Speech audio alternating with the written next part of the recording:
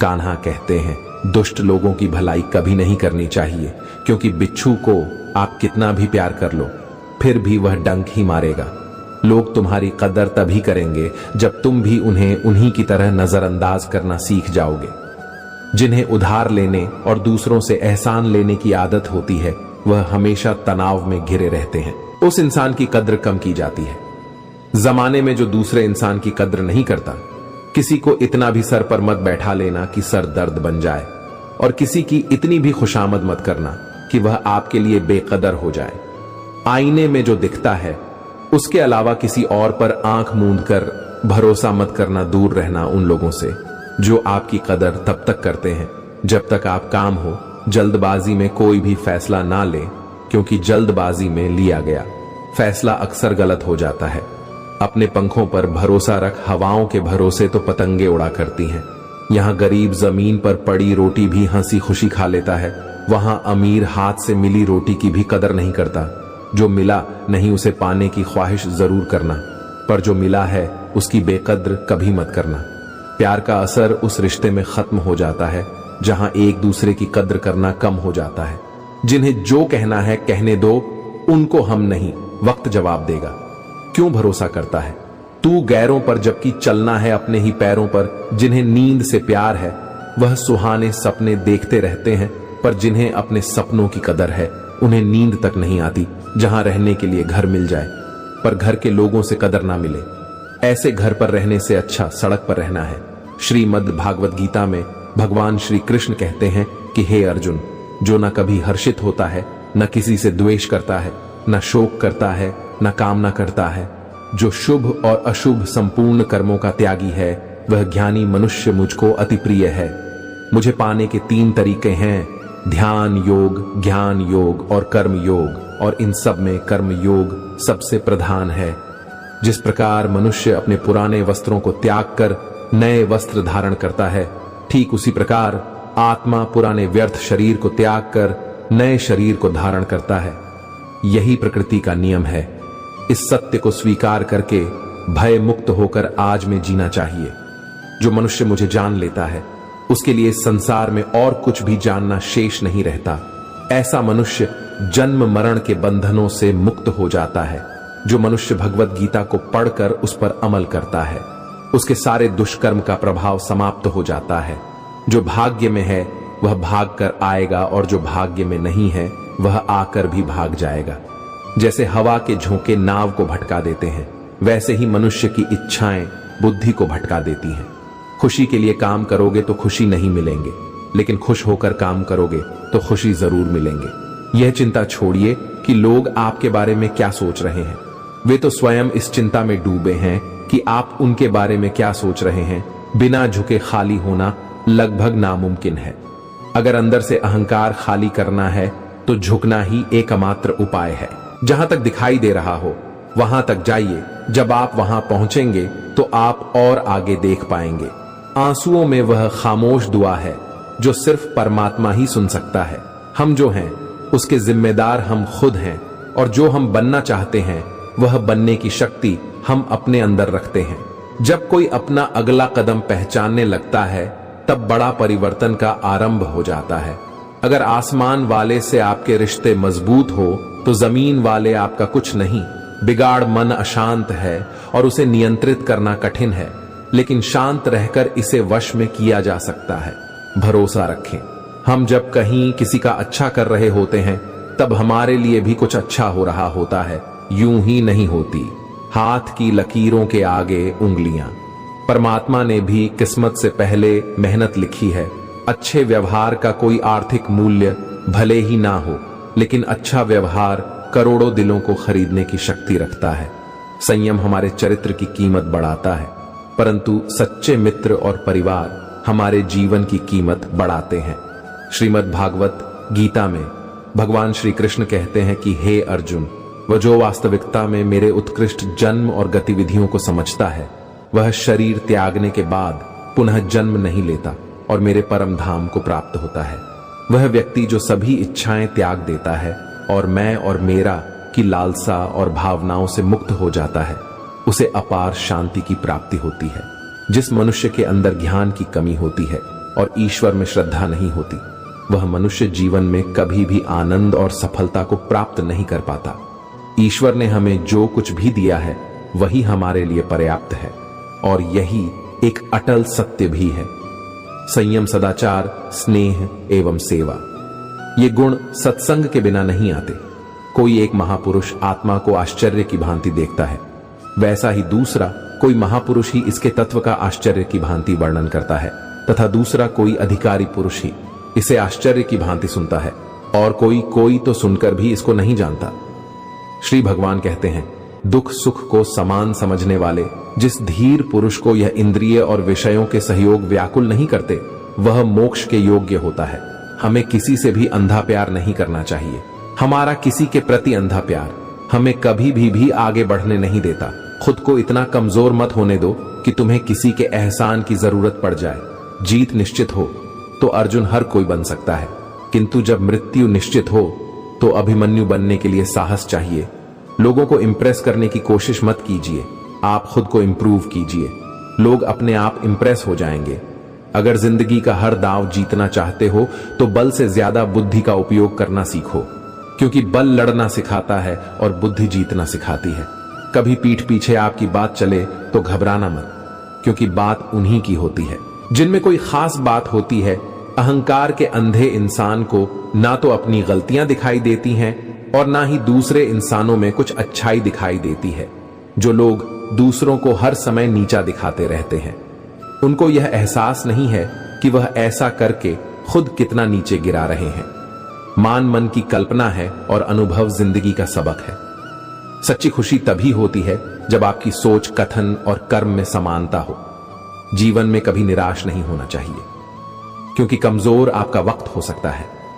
आप नहीं, जैसे तेल समाप्त हो जाने पर दीपक बुझ जाता है, उसी प्रकार कर्म के क्षीण हो जाने पर भाग्य भी नष्ट हो जाता है। अगर आप राजा की तरह जीना चाहते हैं तो पहले आपको गुलामों की तरह मेहनत करनी होगी। एक बात का ध्यान अवश्य रखें, आपका सपना जितना बड़ा होगा, संघर्ष भी उतना ही कठिन होगा। अगर लोग आपकी कॉपी करने लगे तो समझ लीजिए आप कामयाबी के बहुत करीब हैं। कोशिश हमेशा आखिरी सांस तक जारी रखनी चाहिए। मंजिल मिले या तजुर्बा, दोनों ही अनमोल है। जिंदगी बहुत हसीन है, कभी हंसाती है तो कभी रुलाती है, लेकिन जो जिंदगी की भीड़ में खुश रहता है, जिंदगी उसी के आगे सिर झुका है। अपने सबसे खास से धोखा खाने के बाद लोग चाहकर भी किसी पर संपूर्ण भरोसा नहीं कर पाते। यही सत्य है। श्रीमद् भागवत गीता में भगवान श्री कृष्ण कहते हैं कि हे अर्जुन, मनुष्य अपने जीवन को सरलता से जी सकता है, पर फिर भी वह कभी सरल जीवन जी ही नहीं पाता। वह हमेशा चिंताओं से घिरा रहता है, भूतकाल की बातों को सोचकर परेशान होता रहता है। वह मौत से डरने लगता है। वह ना तो अपने जीवन को सही तरीके से जी पाता है और ना ही मृत्यु को गले लगा पाता है। नी व्यक्ति ना तो मरने वाले का शोक करते हैं और ना ही उनका शोक करते हैं जो अभी जिंदा है, क्योंकि वह जानते हैं जो मर गया फिर से जन्म लेगा और जो जिंदा है वह एक दिन जरूर मरेगा। कर्म का नियम कहता है कि प्रत्येक घटना का एक कारण और प्रभाव होता है। समान रूप से किए गए कार्य के परिणाम अलग अलग हो सकते हैं। यह केवल इस बात पर निर्भर करता है कि वह कर्म करता किस प्रकार है। जिस प्रकार आग एक लकड़ी को जलाकर राख कर देती है, उसी प्रकार आत्मज्ञान आपके अंदर चलने वाले सभी द्वैत कार्यों को भस्म करके आपको आंतरिक शांति प्रदान करता है। हे पार्थ, ब्राह्मण, क्षत्रिय, वैश्य और शूद्र, इन चार वर्णों का समूह गुण और कर्मों के अनुसार मेरे द्वारा रचा गया है।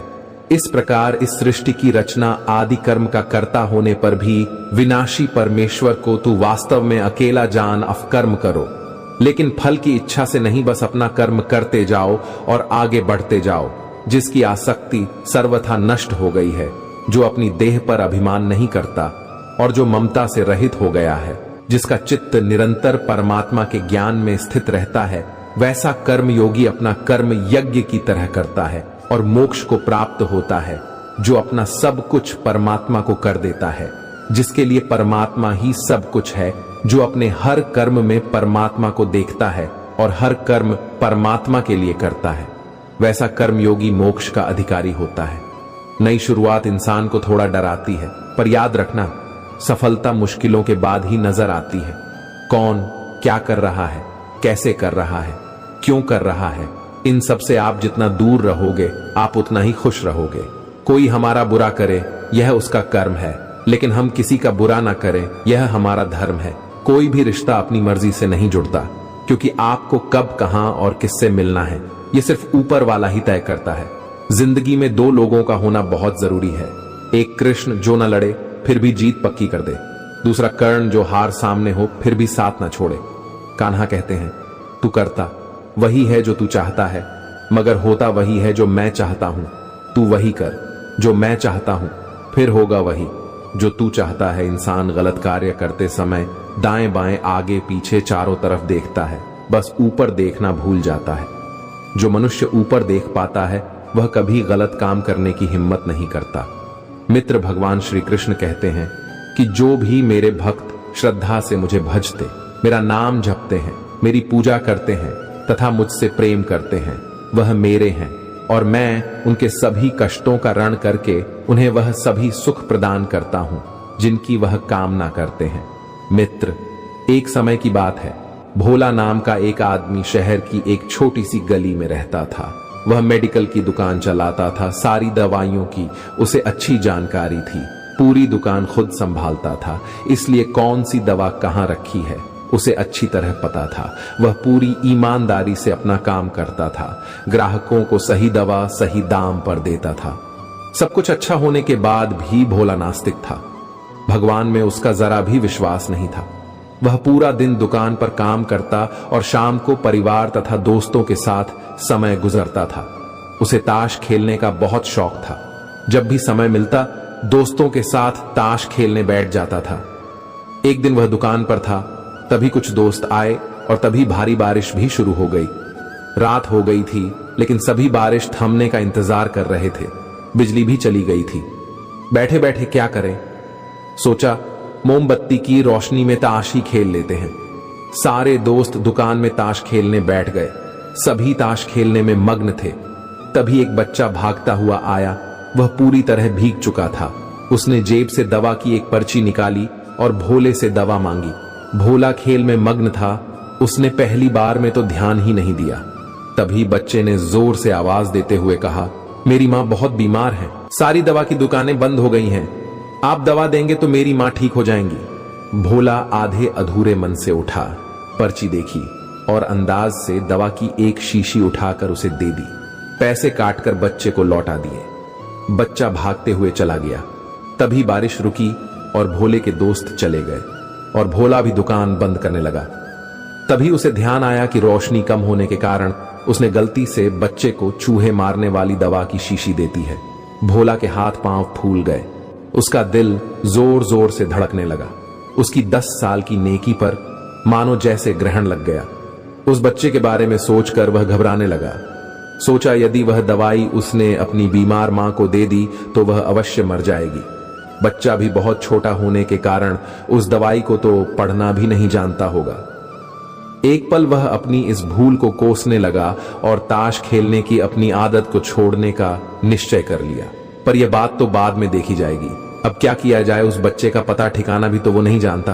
कैसे उसकी बीमार मां को बचाया जाए।